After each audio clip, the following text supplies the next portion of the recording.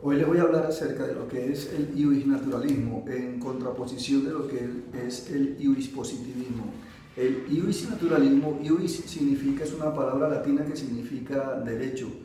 En este caso entonces sería derecho natural. Sin embargo, aunque es una palabra latina, el iuisnaturalismo no es un invento de los romanos, una palabra o es una tendencia, una corriente filosófica, una manera de pensar que surge mucho después de que exista el Imperio Romano. Se le coloca este nombre en latín por darle como una especie de, como un acento, como si fuera un origen anterior, como algo más, como para darle más notoriedad. Pero realmente no es una corriente romana, es una corriente relativamente moderna, incluso dará origen a lo que es en ciertos aspectos la modernidad del presente en la sociedad occidental y después en el resto del mundo. El iuisnaturalismo consiste, su principal precepto consiste en que lo bueno y lo malo no está supeditado a lo que diga ni la ley ni el gobernante. Es decir, para que algo sea bueno no se necesita que el gobernante diga que es bueno o no se necesita que la ley diga que es bueno, sino que ya surge de la naturaleza humana, es aquella la que está diciendo lo que es bueno o malo. Inicialmente, aunque el iuisnaturalismo va teniendo algunos cambios a la medida que evoluciona en el tiempo.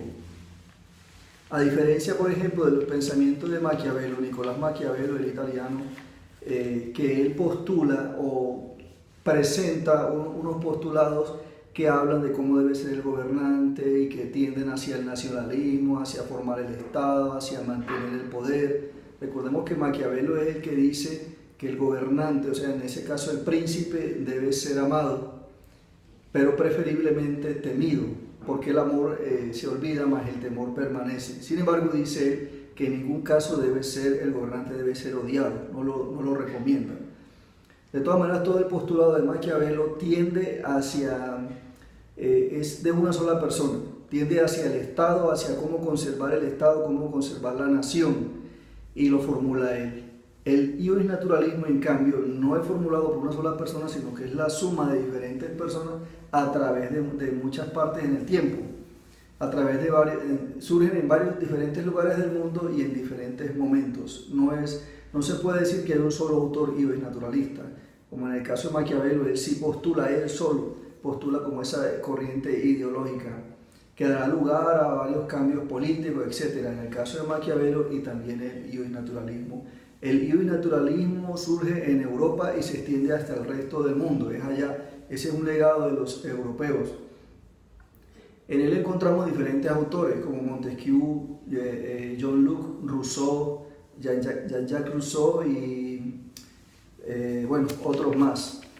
Entonces, hoy en día estamos acostumbrados a que la razón está por encima, o a que lo natural, lo bueno está más allá y que es independiente de los gobernantes o la ley, y creemos que este pensamiento siempre lo hubo en la sociedad, pero realmente no era así. Antes había una manera de pensar donde solamente lo que dijera el líder era lo que se hacía. El líder era el que decía lo que era bueno o malo y los demás lo obedecían. La gente no estaba acostumbrada, las comunidades no estaban acostumbradas a pensar por sí mismas, dependían de que alguien o la ley que había sido dictada por alguien les dijera lo que era bueno o malo. En algunas corrientes todavía conservamos parte de ese tipo de pensamiento, por ejemplo, en corrientes ideológicas, políticas o corrientes ideológicas políticas. De pronto en China hay algo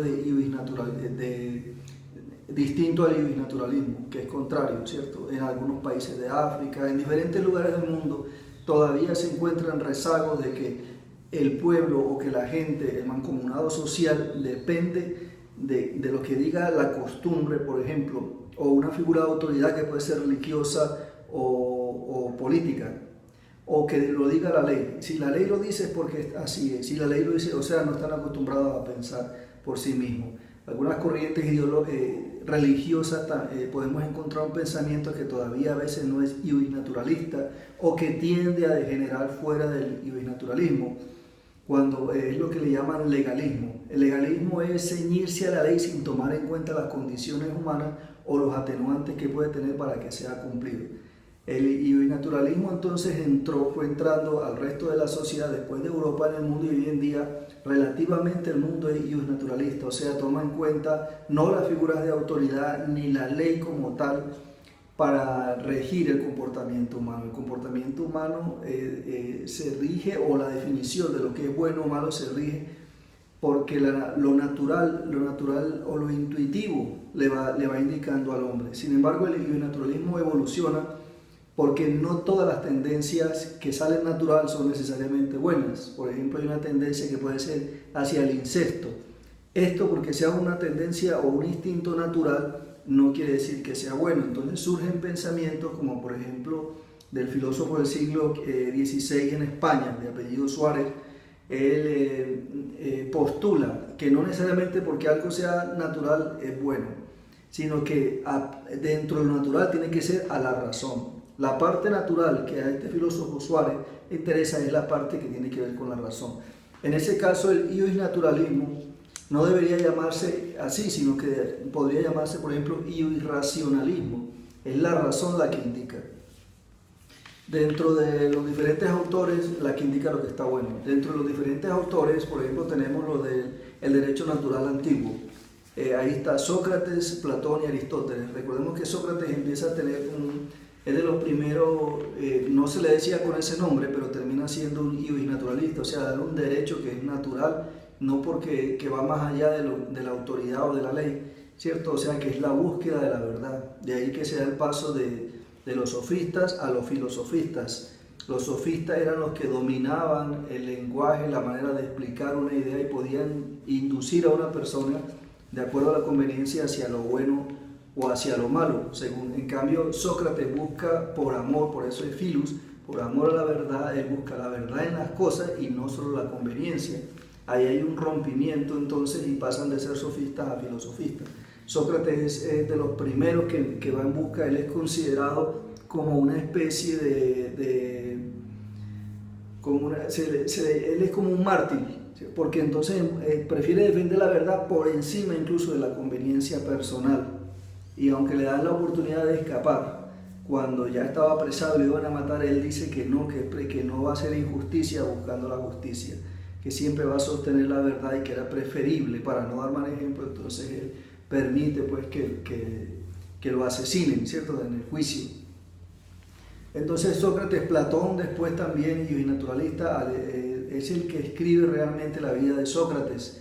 Se ha hecho incluso una comparación de Sócrates como una especie de Jesús griego, porque entonces él busca la verdad, enseña a los jóvenes, va contra los paradigmas que estaban imperantes en el momento y va contra estos planteando una nueva manera de vivir, y además de eso lo asesina, o de eso vive de una manera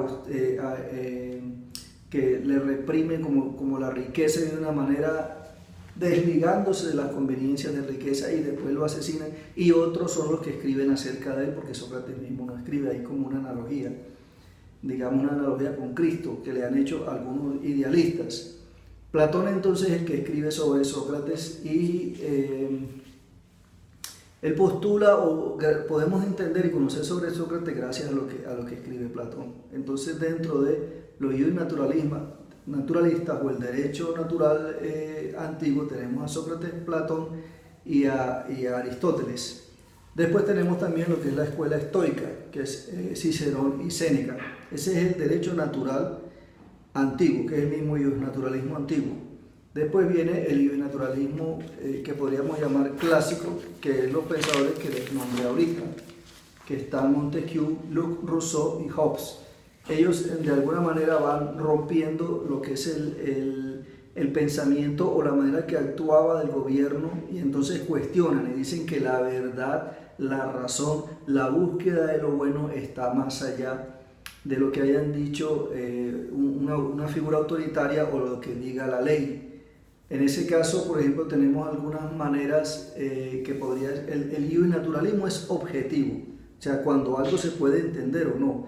Había escuchado yo alguna vez en un video de un profesor mexicano, no recuerdo el nombre, que él decía que la acción de matar niños es mala, y que esta acción, él ponía ese ejemplo, es independiente si el gobernante dice que es mala o no. y que esta acción es mala o buena, ¿cierto? Es independiente de si la ley dice que es mala o buena.